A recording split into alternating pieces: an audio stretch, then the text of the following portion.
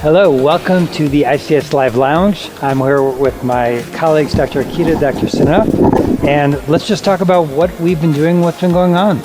What have you seen that really struck you, either one of you, in the meeting yesterday, today? Good. Well, today's been a bit of a whirlwind because I got to participate in my first roundtable, which was pretty exciting, and I've also done a couple of podium presentations as well. And I think the thing that struck me is just how multidisciplinary the sessions were this year. I got to see so many different perspectives, and it helps me kind of realize where I'm going with my research, since I'm a bench scientist by sort of my discipline, and it helps kind of guide me as to where I should be going, and it's just really exciting to see where everyone else is going as well. Yeah, I mean, there are great opportunities for seeing all sorts of different research and also for networking with potential collaborators. Oh, yes. Dr. Sinha, what are your thoughts? Yeah, so yesterday I was involved with a unique program. This was an off-site program of the ICS along with the Arab Association of Urology and the World Federation of Pelvic Health.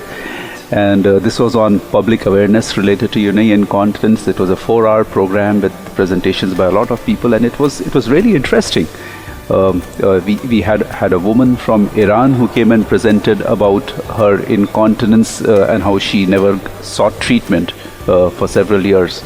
Very interesting public program. And then, of course, today has been a fantastic day. I think we started off with a state-of-art lecture by Tony Kenai, which was mind-blowing on the effects of radiation on the lower tract and bowel.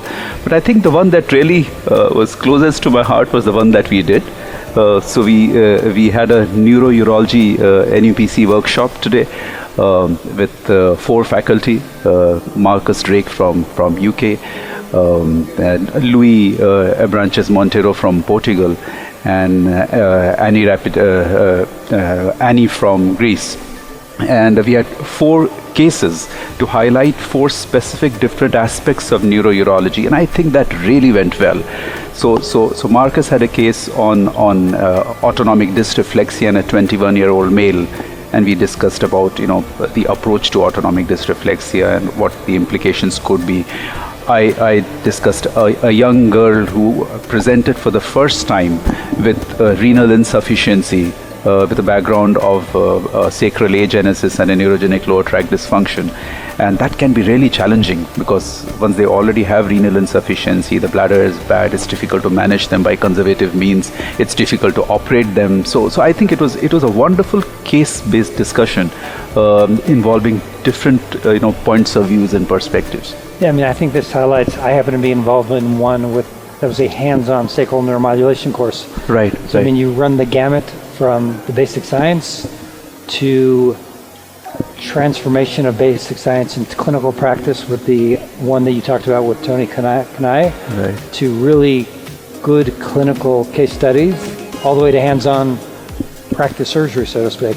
I really think it highlights a lot of what's special about the ICS, where it brings all these specialties, and again, the gamut from the bench to clinical practice, all into one conference. Right. It's a very wide spectrum of things that get discussed at an ICS meeting, and I think that's really the charm of these meetings, because we get to meet people from very different specialties and a very wide range of subjects, unlike most of our national conferences. Like my urology conference, for instance, the annual urology congress, is much more focused from a urologist perspective.